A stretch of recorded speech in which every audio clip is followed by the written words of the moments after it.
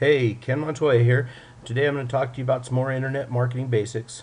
And today we're talking specifically about direct marketing versus indirect marketing. Before we get into that, I've got to pull up a little picture here since I'm doing a screen capture. That's me, Ken Montoya, my lovely wife, Leanne. So let's jump right into it. All right, today, internet marketing basics direct marketing versus indirect marketing. All right, as I've discussed before, to be successful in internet marketing, you have to master the sales funnel, and I've got that available to you somewhere else in my video channel if you want to check that out, or I'll link it to my blog post about it down below. And the first step in the sales funnel is basically to drive traffic into it. And there's two basic ways to do that: direct marketing and indirect marketing. All right, direct marketing or direct response marketing is basically advertising. You place an ad and it elicits a response from your target audience.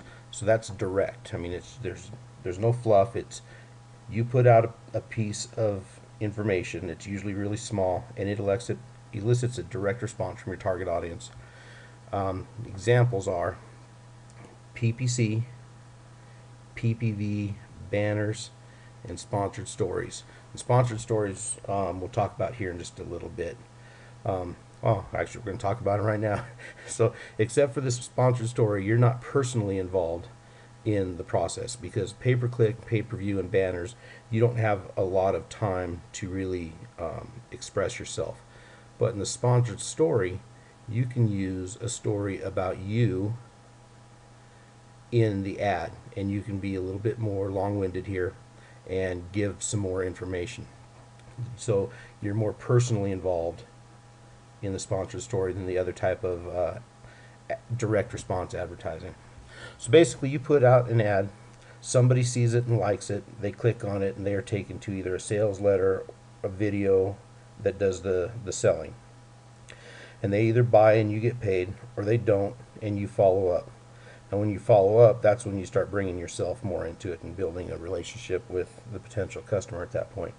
It's a very hands-off approach to internet marketing, and a lot of people do it because they can basically set up their ad campaigns and it runs on its own. I mean, you just kind of have to maintain it and make sure your click-through rates and all that stuff. This is totally a subject for another time, but you have to maintain it so it's not 100% hands-off, but it's definitely less hands-on than other types of marketing.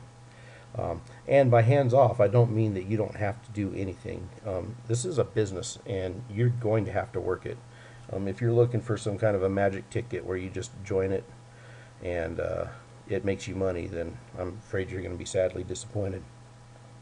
All right, so now let's take a look at indirect marketing. Indirect marketing is sometimes called content marketing. Examples are blogging, video, and article marketing. Blogging is my favorite. Video is what I'm doing right now. And article marketing is something I don't do very often, so I'm not going to talk too much about it. In indirect marketing, you're building a relationship with your customers before they buy. That's if you're doing it right. In both direct and indirect, you want to find out what problem your product or service can solve for your customer. So basically, that's all marketing is solving problems. So once you know what the problem is that your customer is looking to solve, you have to show them how your product or service can solve their problem. If you can do that and do that well, the sky's the limit for your marketing. All right, with indirect or content marketing, you can do this over time or over a period of time with blogs and or videos that show them how your solution will help them. And why I say blog and or videos is you can put videos in your blog and you can blog about your videos. It's kind of repurposing. We'll get into that a little bit later. All right, indirect marketing may take a little bit more time to get up and running than direct marketing, but it's worth the time and effort if you do it. And here's why I say that. If you write an ad and you pay to have someone see it, right away you can be having people go into your sales page, your sales video, your sales letter. With indirect marketing, you have to get people to see it, and you can do that through sharing it on social media, search engine optimization, and a couple of other different techniques. All right, here's why I say it's worth your time and effort to do indirect marketing. You can't just get stuck in the idea that you can just run a bunch of ads and be super successful. While that's partially true, you'll find that having a blog or doing some kind of content marketing will help if you're in combination. All right, here's why. Every blog post, video, or article that you put out is like a billboard that's out there working for you 24 hours a day, 7 days a week, and not just for 365 days a year, but forever. If I spend 30 minutes writing a blog post and then another 15 minutes sharing it through social media, I just worked for 45 minutes. And if I did it right, that blog post is like an employee that works for me around the clock every day while I'm off doing what I want to be doing.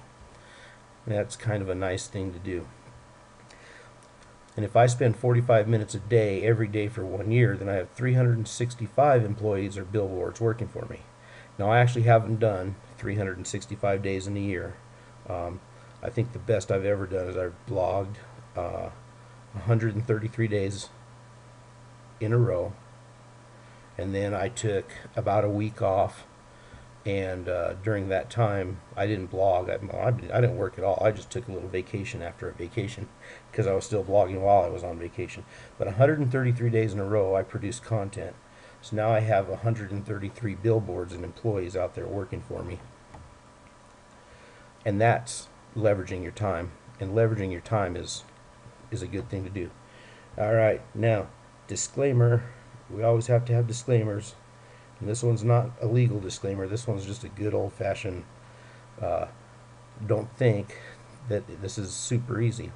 You can't just write one blog post or cut one video and expect to see money come rolling in. It doesn't work that way. Just like with ads, not every single piece of content that you create is going to be a winner. And they can take some time to start showing up in the search results. So with paid advertising, the general rule is that 1 in 10 is going to be a winner, and the other 9 aren't going to produce results. And it could be the same with content marketing. You may have one video that does really well, and then you're going to produce 9 videos that don't do well. Same with, you could write, let's say, 21 days in a row. You can write 21 blog posts, and every one of them, because you're brand new, isn't very good. They don't, people are seeing them, but they're just not clicking through. They're not buying anything. But after 21 days, you're going to be better because it takes 21 days to form a habit. And now, on blog post number 33, you could get a sale. You never know when it's going to happen, so you just have to stick to it. But if you can commit to do indirect marketing at least 4 to 5 days a week minimum, and for at least 90 days, I bet you start seeing some results. And why do I say 4 or 5 days a week? Why not just once a week or 3 times a week? Well, because that's what all the experts say. And I figure if they're saying that, I'm going to keep saying it too.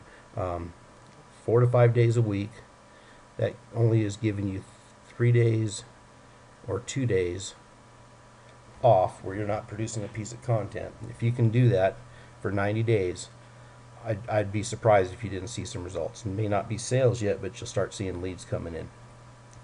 Here's the thing though, most people, and this is true in almost everything, most people won't stick with something that long without seeing results. Most people are going to do something for 42 days, and if they can't see a result from it, they're done. They quit. They're moving on to the next get-rich-quick thing. But the people who do are the ones that you see that are living their life on their terms because they stuck to it. They didn't have to see immediate results to continue on because they knew that because other people have done this before them, that if they did the same thing, they could have the same results. Now, I personally like to use both direct and indirect marketing in combination in my business, but I like the indirect method better. And why is that? Why do I like the indirect method better? Because I get to give value to people and make their lives better, even if I don't make a sale. And that's what it's all about to me. Um, yes, it is nice to make some money, and I love making money, but it's not absolutely necessary. If I can give value to someone and make their life better, then I've accomplished one of my major life goals. Now, making money is important too. So, all right. Check back soon, and I'm going to show you how to repurpose, or how I repurpose my content. I talked about that just briefly before. And by repurposing content, that means I can take one idea and make 3 to 4 pieces of content minimum out of just that one idea. And that's powerful. That's even more leverage. And anytime you can leverage something that you're already leveraging, you're going to do a lot better. All right, if you like this video on internet marketing basics and you want to know more about the difference between direct marketing and indirect marketing, click the link below and one of my mentors will explain it to you in a different way. And you can click this link right here, 3stepstocash.com. I'll put it in the section below, and you can click on that and you can watch the video on my mentor's take, because everybody has a different take and a different way of teaching, and I like to be able to give you multiple ways of learning. So click on that link, put in your email address, watch that video, and I'll bring you some more soon. Thanks. This is Ken Montoya. Have a great night.